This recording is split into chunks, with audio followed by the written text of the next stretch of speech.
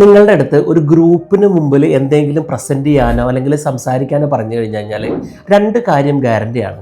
ഒന്ന്, നമ്മളുടെ കൈകാലുകൾ വിറച്ചു തുടങ്ങും.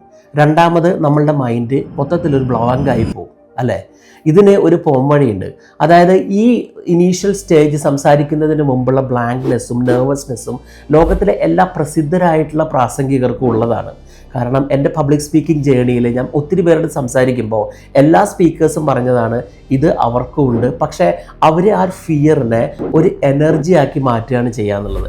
അതെങ്ങനെയാണെന്നല്ലേ, അതായത് നമ്മൾ സംസാരിച്ച് തുടങ്ങുന്നതിന് മുമ്പ് ഒരു 4 സെക്കൻഡ് ഒന്ന് പോസ് ചെയ്ത് നമ്മളൊരു 4 സെക്കൻഡ് കൊണ്ട് ഒരു ശ്വാസം ഉള്ളിലേക്ക് എടുക്കുക.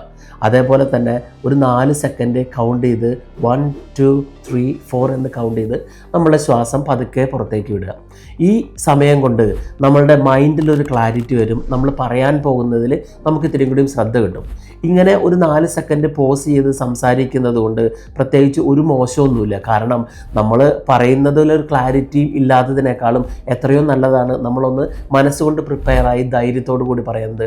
ഈ ടിപ്പ് ഒന്ന് അടുത്ത തവണ നിങ്ങളൊരു ഗ്രൂപ്പിന് മുമ്പിൽ സംസാരിക്കുമ്പോൾ ഒന്ന് പരീക്ഷിച്ച് നോക്കണേ.